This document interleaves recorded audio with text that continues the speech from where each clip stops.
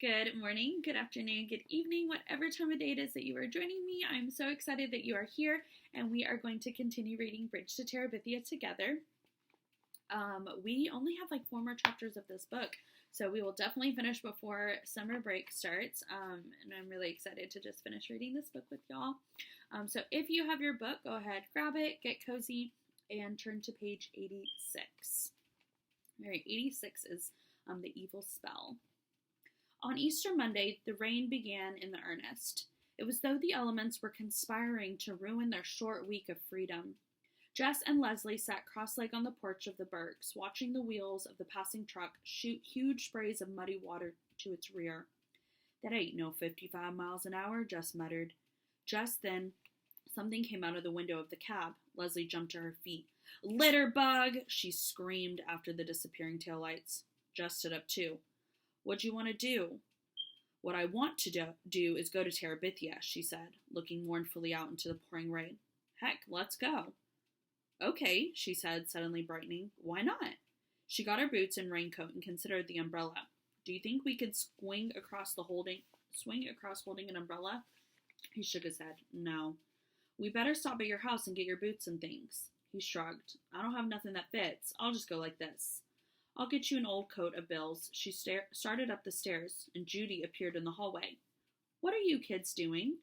It was the same words that Jess's mother might have used, but it didn't come out in the same way. Judy's eyes were kind of fuzzed over as she spoke, and her voice sounded as though it was being broadcast from miles away. "We didn't mean to bother you, Judy." "That's all right. I'm stuck right now. I might as well stop. Have you had any lunch?" "It's all right, Judy. We can get something ourselves." Judy's eyes focused slightly. "You've got your boots on."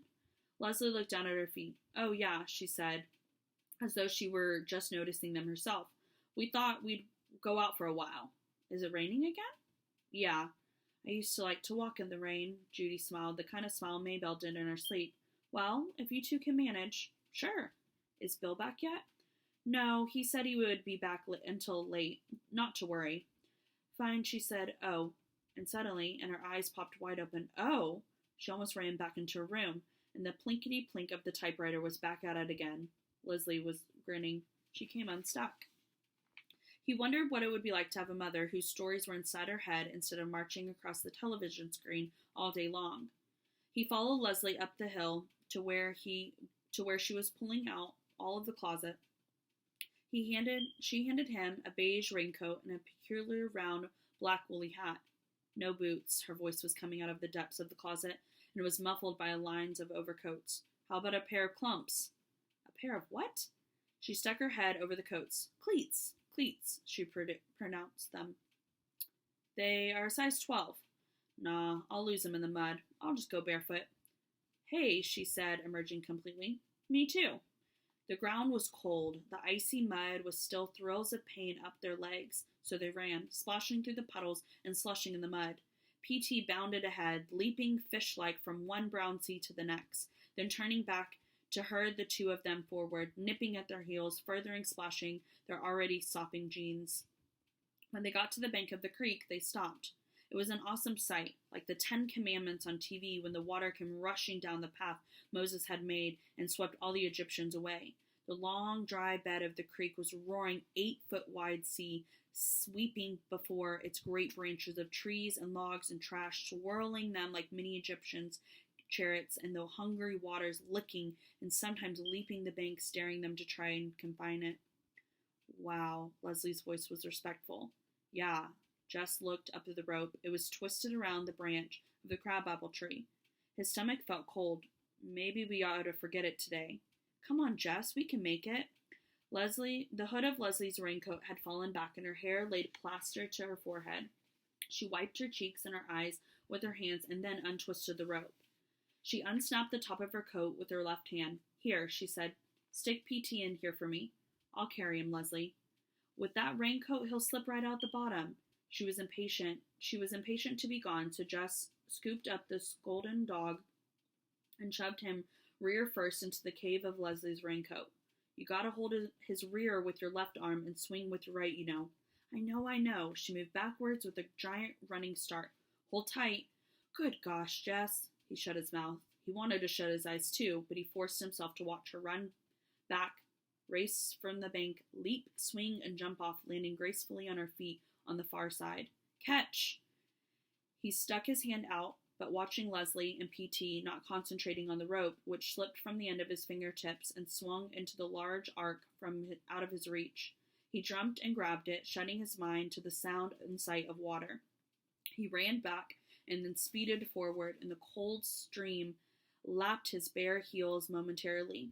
And then he was in the air above it, falling awkwardly and landing on his bottom. PT was on him immediately, muddy paws all over the beige raincoat and pink tongue sandpapering Jess's wet face. Leslie's eyes were sparkling. Arise! She barely swallowed a giggle. Arise, King Terabithia, and let us proceed to our kingdom.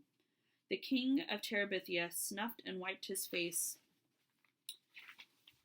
on the back of his hand. I will rise, he replied with dignity, when thou removes this fool dog off my gut. They went to Terabithia on Tuesday and again on Wednesday. The rain continued sporadically, so that by Wednesday the creek was swollen to the trunk of the crabapple, and they were running through the ankle-deep water to make their flight to Terabithia. On the opposite bank, Jess was more careful to land on his feet.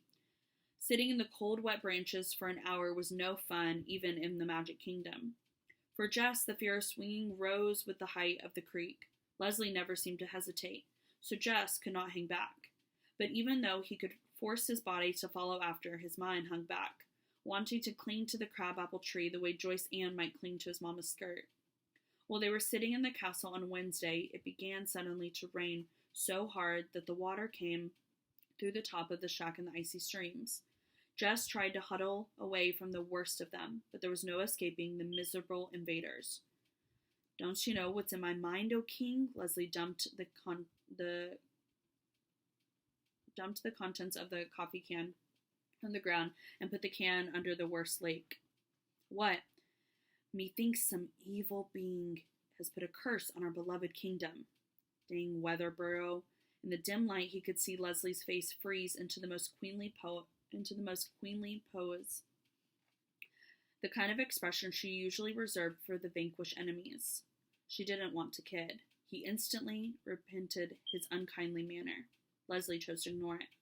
Let us go even into the sacred grove and inquire the spirits what this evil might be, and we must combat it. For, of a truth, I perceive that this is no ordinary rain that has fallen upon our kingdom. Right, Queen, Jess mumbled, and crawled onto the low entrance of the castle stronghold. Under the pines, even the rain lost its driving power. Without the filtered light of the sun, it was almost dark, and the sound of the rain hitting the pine branches above their heads filled the grove with a weird, tuneless music. Dread laid on Jess's stomach like a hunk of cold, undigested donut. Leslie lifted her arms and face toward the dark green canopy. "Oh, spirits of the grove," she began. "We are come on behalf of our beloved kingdom, which lies even now under the spell of some evil unknown force. Give us the wisdom to discern this evil and power overcome it." She nudged Jess with her elbow. He raised his hands. He felt the point of her sharp elbow again. Yes, please, listen, thou spirits." She seemed satisfied. At least she didn't poke him again. She just stood there quietly as she listened respectfully to someone talking to her. Jess was shivering. Whether from the cold or this place, he didn't know, but he was glad when she turned to leave the grove. All he could think was that dry clothes and a hot cup of coffee, and maybe just plunking down in the front of the TV for a couple hours. He was obviously not worthy to be king of Terabithia. Who ever heard of a king who was scared of tall trees and a little bit of water? He swung across the creek, almost too disgusted with himself to be afraid. Halfway across, he looked down and stuck his tongue out at the roaring below. "Who's afraid of the big bad wolf? Trula, trula," he said to himself, then quickly looked again toward the crabapple tree. Plopping up the hill through the mud and the beaten grasses, he slammed his bare feet down hard.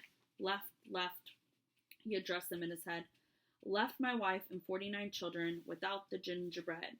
Then I think right by my... Why don't we change our clothes and watch TV or something over at your house? He felt like hugging her. "I'll make us some coffee," he said joyfully. Yuck.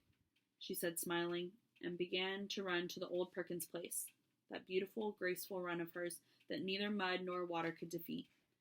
It seemed to Jess that he had went to bed Wednesday night that he could relax and everything was going to be all right. But when he awoke in the middle of the night, there was a horrible realization that it was still raining. He would just have to tell Leslie that he couldn't go to Terabithia. After all, she had told him that when she was working on the house with Bill, and he hadn't questioned her. It wasn't so much that he minded telling Leslie that he was afraid to go, but it was that he minded being afraid. It was as though he had been made with a great piece missing, one of Maybelle's puzzles, with this huge gap where someone's eye and cheek and jaw should have been. Lord, it would have been better to be born without an arm than go through life with no guts. He hardly slept the rest of the night, listening to the horrid rain and knowing that no matter how high the creek came, Leslie would still want to cross it. All right, so that is the end of chapter 9. We have 3 more chapters left, so we will definitely finish this before summer, and some really unexpected things are about to happen. So I hope you will continue joining me, and we'll see you next time.